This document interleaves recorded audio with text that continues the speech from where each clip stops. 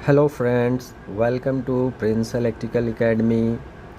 हमारी transformer master series के पहले पार्ट को इतना शानदार रिस्पॉन्स देने के लिए आपका बहुत बहुत शुक्रिया।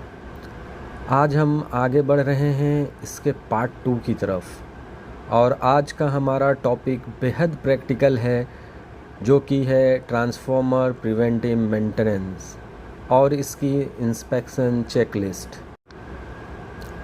अगर आप एक वर्किंग मेंटेनेंस इंजीनियर हैं या सब स्टेशन ऑपरेटर हैं या किसी जॉब इंटरव्यू की तैयारी कर रहे हैं, तो आज की वीडियो आपके लिए मोस्ट इम्पॉर्टेंट है, क्योंकि आज हम किताबों से बाहर निकलकर सीधे साइट पर होने वाली काम यानी डेली, मंथली और ईयरली मेंटेनेंस को बारीकी से समझेंगे।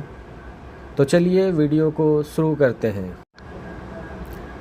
इससे पहले कि हम चेकलिस्ट देखें, हमारे लिए ये जानना ज़रूरी है कि आखिर प्रिवेंटिव मेंटेनेंस क्यों ज़रूरी है।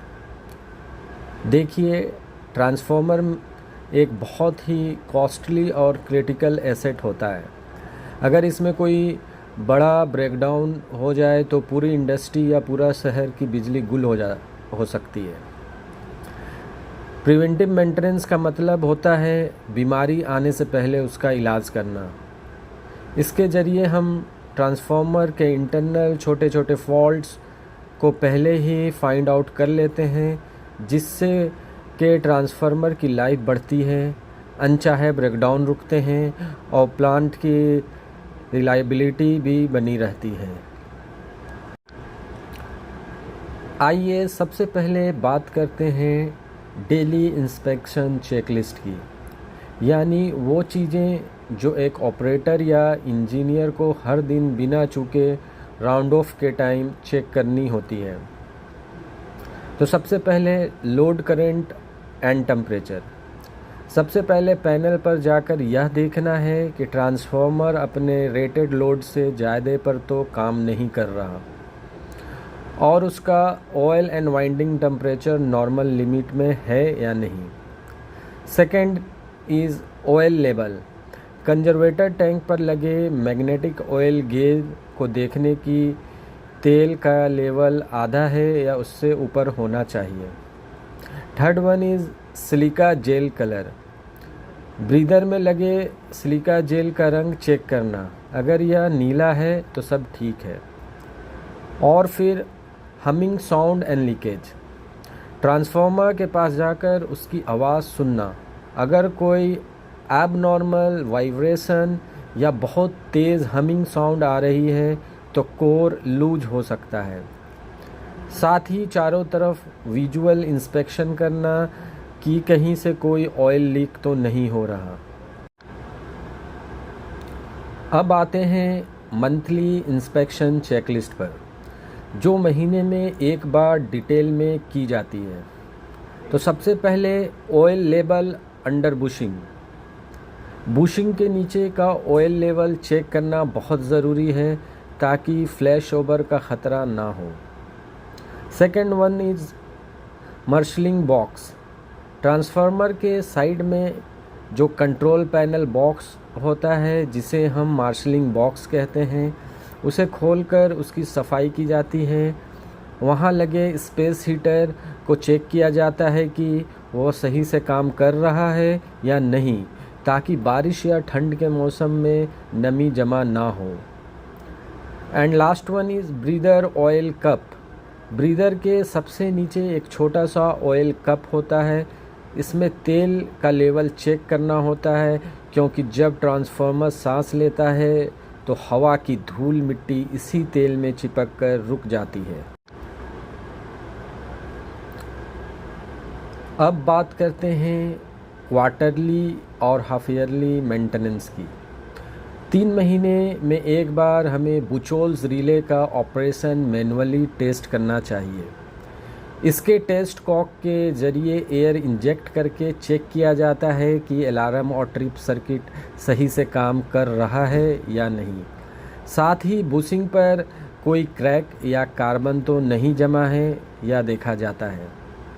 वहीं 6 महीने में सबसे ज़रूरी काम होता है ट्रांसफार्मर ऑयल का BDV test, breakdown voltage test. इसके लिए हम ट्रांसफार्मर के बॉटम वाल्व से तेल का सैंपल लेते हैं और उसे VDV किट में टेस्ट करते हैं।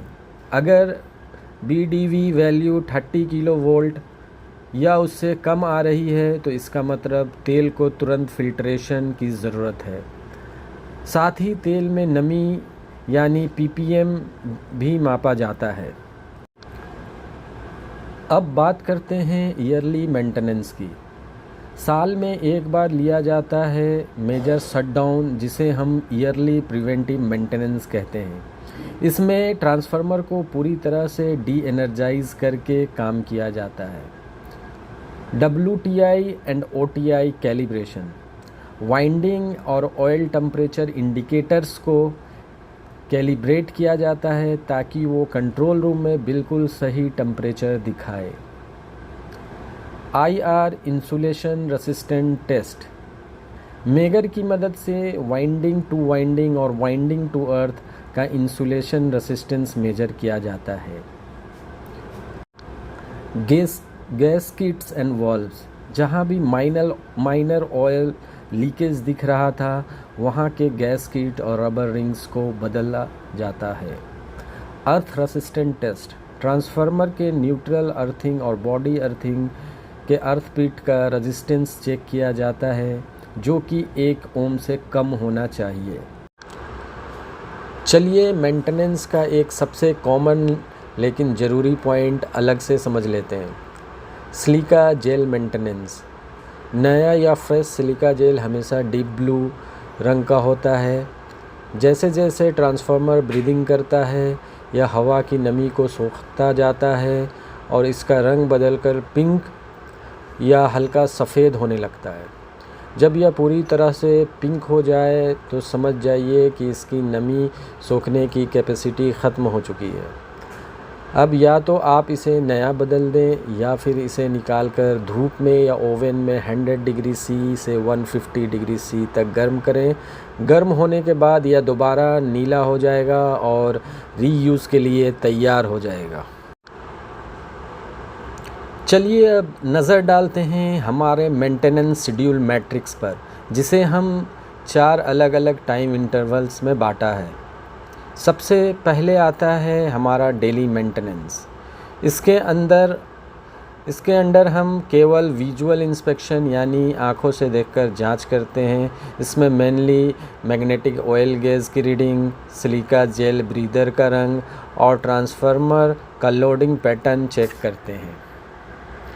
दूसरा इंटरवल है मंथली मेंटेनेंस। इसमें हम ऑपरेशनल चेक्स करते हैं ताकि यह कंफर्म हो सके कि प्रोटेक्शन डिवाइस सही से काम कर रहा है। इसके अकॉर्डिंग हम मार्शलिंग बॉक्स के कनेक्शन और वायरिंग की जांच करते हैं और यह देखा जाता है कि अंदर के हीटर्स सही ढंग से काम कर रहे हैं या नहीं, ताकि नमी जमा ना हो। तीसरा इंटरवल है हाफ ईयरली मेंटेनेंस। यह 6 महीने पूरे होने पर हम मेनली डायग्नोस्टिक टेस्टिंग की तरफ बढ़ते हैं। इस दौरान हम ट्रांसफार्मर ऑयल का BDV टेस्ट करते हैं, ऑयल की एसिडिटी चेक करते हैं और ऑयल में मौजूद मॉइस्चर चेक करते हैं ताकि ट्रांसफार्मर इंटरनली सेफ रहे। और लास्ट में आता है हमारा ईयरली मेंटेनेंस। यह एक मेजर ओवरहॉलिंग होता है जिसमें सिस्टम को पूरी तरह से रिकैलिब्रेट किया जाता है। इसके अकॉर्डिंग हम वाइंडिंग का इंसुलेशन रेसिस्टेंट टेस्ट करते हैं, पूरे सिस्टम का अर्थिंग रेसिस्टेंस टेस्ट फिर से मेज़र करते हैं और हाई वोल्टेज और लो वोल्टेज बुशिंग की साफ़ सफाई और इनकी क्रैक आदि जांच करते हैं। जब हम सब स्टेशन या ट्रांसफार्मर के सेफ ऑपरेशन की बात करते हैं तो कुछ ऐसे बेंचमार्क वैल्यूज़ और सेफ्टी मैट्रिक्स होते हैं जिन्हें हमें कभी भी समझौता नहीं करना चाहिए। आज हम इन्हीं क्रिटिकल सेफ्टी मैट्रिक्स के बारे में बात करेंगे। सबसे पहला और बेहद इम्पॉर्टेंट मैट्रिक है minimum BDV, breakdown voltage. Transformer में इस्तेमाल होने वाले ऑयल की इंसुलेटिंग कैपेसिटी को मापने के लिए VDV टेस्ट किया जाता है। इसकी वैल्यू हमेशा 30 kV से अधिक होनी चाहिए। अगर यह 30 kV से कम है तो इसका मतलब है कि ऑयल में मॉइस्चर या इम्प्योरिटी आ चुकी है और इसे तुरंत फ़िल्टर या बदलने की ज़रूरत है। हमारा दूसरा इम्पॉर्टेंट मैट्रिक है मैक्सिमम अर्थ रेसिस्टेंस। किसी भी इलेक्ट्रिकल सिस्टम में अर्थ सबसे स्ट्रॉन्ग सेफ्टी पैरामीटर होता है। हमारे ट्रांसफार्मर और सिस्टम की प्रोटेक्शन के लिए मैक्सिमम अर्थ रेसिस्टेंस की वैल्यू हमेशा 1 ओम से कम होनी चाहिए। अगर अर्थ रेसिस्टेंस इससे ज़्यादा है तो फॉल्ट करंट सही से ग्राउंड नहीं हो पाएगा, जिससे बड़ा एक्सीडेंट हो सकता है। तीसरा और आखिरी सेफ्टी मैट्रिक है पोलराइजेशन इंडेक्स यानी PI वैल्यू। यह टेस्ट वाइंडिंग के इंसुलेशन की हेल्थ और उसमें मौजूद मॉइस्चर को बताता है। ट्रांसफार्मर की वाइंडिंग के लिए हमारा पोलराइजेशन इंडेक्स टारगेट हमेशा 2 से अधिक होना चाहिए। अगर PI वैल्यू 2 से कम आती है तो यह शो करता है कि इंसुलेशन कमज़ोर हो रहा है और इसमें मॉइस्चर आ गया है। तो दोस्तों, आज के इस पार्ट 2 में हमने ट्रांसफार्मर की पूरी मेंटेनेंस गाइड और चेकलिस्ट को प्रैक्टिकल तरीके से समझा।